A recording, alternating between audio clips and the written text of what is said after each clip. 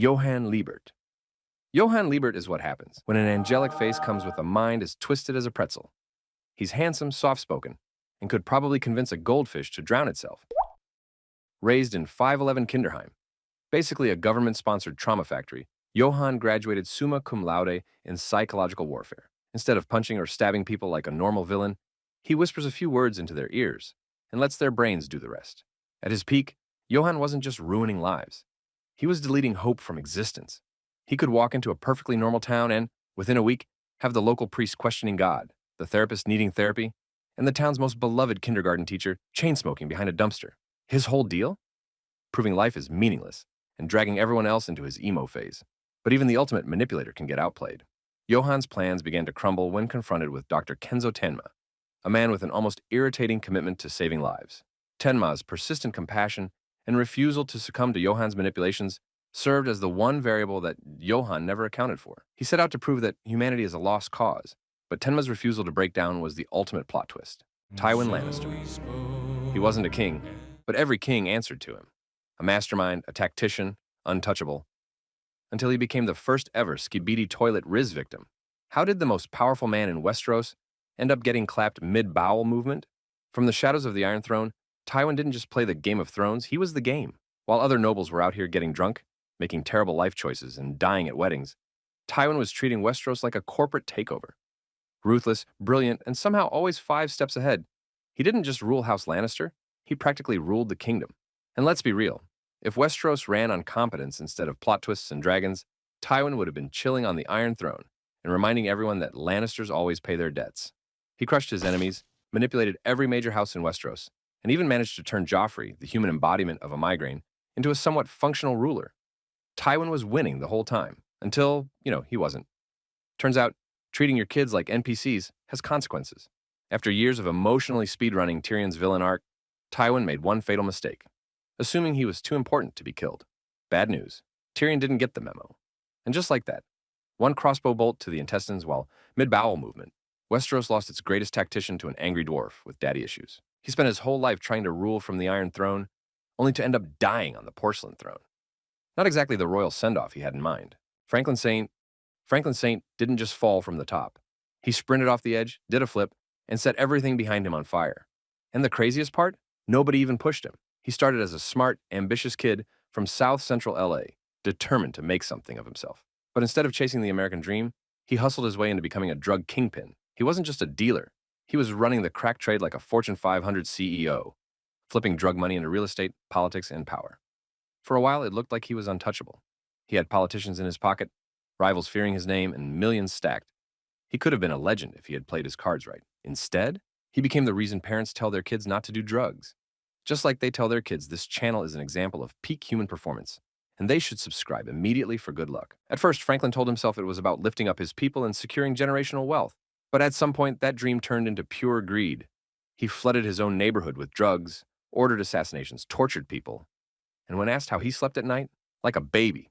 Yeah, Franklin Saint turned out to be anything but a saint. But he made one fatal mistake. He thought he was bigger than the game. Franklin burned every bridge, made enemies out of allies, and trusted no one but himself. His paranoia turned his best friend against him. His greed turned his mother against him. And his arrogance made the CIA cut him off for good. By the end of the year, no money, no power. No friends, just a broken, homeless, alcoholic man, drunkenly stumbling through the streets of the empire he built and destroyed. Griffith. Imagine grinding for years, leading an army, winning wars, only to lose it all because you couldn't keep it in your pants. Griffith was destined for greatness, until he threw it all away. Griffith was that guy, handsome, brilliant, and so charismatic, he could probably sell sand in a desert. He wasn't just a warrior, he was a legend in the making. Leading the Band of the Hawk, he was racking up kill streaks, while nobles, who could barely tell a sword from a spoon, took credit for his victories. His dream? To become a king. His method? Mastermind-level tactics, carefully crafted alliances, and, most importantly, not sleeping with the king's daughter. Guess which rule he broke? That little mistake turned out to be a massive career setback. Instead of becoming royalty, Griffith ended up looking like he lost a fistfight with a medieval cheese grater. Tortured, broken, and functionally useless, he realized his dream was dead. Unless, of course, he pulled the ultimate Uno reverse card and sacrificed every single person who ever loved him to a bunch of interdimensional demons. And it worked. Griffith came back as Femto, an all-powerful dark god, and finally got his kingdom. But here's the thing. He lost everything that made him Griffith. No real friendships, no real love, just blind NPC worship and a throne built on betrayal. Congrats, I guess? Bane. Bane isn't just another Gotham thug. He's what happens when you combine peak human strength, strategic genius, and a questionable mask choice. Raised in a brutal prison, Bane trained his body and mind to perfection, becoming a walking tank with chronic roid rage, and that's mostly thanks to Venom, the experimental super steroid he pumps into his veins. Normal gym bros have pre-workout and questionable TikTok fitness advice. Bane? He's on the Trend Twins' dream cycle, running enough anabolics to make Mr. Olympia look natty. And he actually does what most villains only fantasize about. He outsmarts and outmuscles Batman, turning Gotham's protector into a human stress ball. He figures out Bruce Wayne's secret identity, strategically exhausts him by unleashing Gotham's worst criminals, then casually snaps his spine over his knee like a breadstick. For a brief, glorious moment, Bane owns Gotham. So what went wrong? Ego. Instead of securing his victory, Bane gets cocky and lets Batman recover. Big mistake. Bruce makes a Rocky-style comeback, ditches the back brace, and delivers a knuckle sandwich special straight to Bane's mask, cutting off his venom supply. Turns out, without his magic juice, Bane is just an angry bodybuilder who skips leg day. He had Gotham in the palm of his hand, and then he flexed too hard and dropped it. Vaas Montenegro. Vaas Montenegro is what happens when you mix a pirate warlord, a motivational speaker, and a guy who really needs therapy. He's the secondary antagonist of Far Cry 3, and arguably the most entertaining character in the entire game. Imagine the Joker, but with a machete, a bad sunburn, and absolutely zero chill. Vaas runs a lawless tropical island filled with pirates, drug traffickers, and exactly the kind of people you don't want to meet on vacation. When the game's protagonist, Jason Brody, and his friends end up on the island, Vaas doesn't just try to kill them. He plays with them. He captures Jason multiple times, tortures him, drugs him, and gives monologues about the definition of insanity that are so intense they belong in a TED Talk. His goal isn't just to kill Jason, it's to completely break him. If he had succeeded, Jason wouldn't have just died. He would have become Vaas 2.0. But for all his chaos, Vaas makes one crucial mistake. He assumes he's already won. He underestimates Jason, lets his guard down, and learns the hard way that the only thing more dangerous than a trained killer is an annoyed rich kid with a grudge. Diavolo. Diavolo didn't just lose, he got trapped in an unskippable death loop for all eternity. Imagine dying every single day, forever. In JoJo Bizarre Adventure, Diavolo is a secretive, paranoid mafia boss who rules Passione with an iron fist and a time-skipping stand that makes cheating death his full-time job. Unlike other JoJo villains who loved monologuing about their evil plans, Diavolo was so secretive that even his gang didn't know what he looked like. His philosophy? If nobody knows who I am, nobody can kill me. Solid plan. Too bad it didn't work.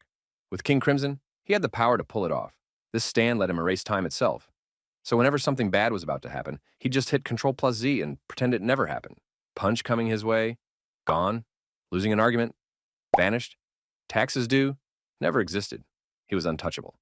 Or at least, he thought he was. Enter Giorno Giovanna, who pulled out Gold Experience Requiem, the JoJo equivalent of nah. Diavolo went from erasing time to getting erased from time. Instead of just dying, he got soft-locked into an infinite death loop. One moment, stabbed. Next, hit by a car. Then, falling off a cliff. Rinse and repeat, forever. Diavolo wanted absolute control. Instead, he got trapped in the worst unskippable cutscene of all time. Dr. Doom. Dr. Doom had the ultimate villain flex. He ruled the universe, had infinite power, and made Reed Richards his personal punching bag. But somehow, he still lost. A super genius, a master sorcerer, and the dictator of Latveria. Doom wasn't just a villain, he was a one-man empire. His country had no crime, a thriving economy, and probably better healthcare than the entirety of America. The only catch? You had to live under a guy who refers to himself in the third person and expects you to bow before Doom every morning. And here's the thing. Doom doesn't just dream about world domination, he actually achieves it multiple times. He's stolen cosmic power from gods, rewritten reality itself, and once literally became God. Not really strong villain God, actual omnipotent, worship me or die God. But here's the problem. Doom's ego is somehow bigger than his intelligence. Every time he wins, he either gets bored, self-sabotages, or loses because he refuses to believe that anyone else might be smarter than him. His biggest weakness? Himself. Doom didn't lose because he wasn't strong enough. He lost because he refused to believe he could lose.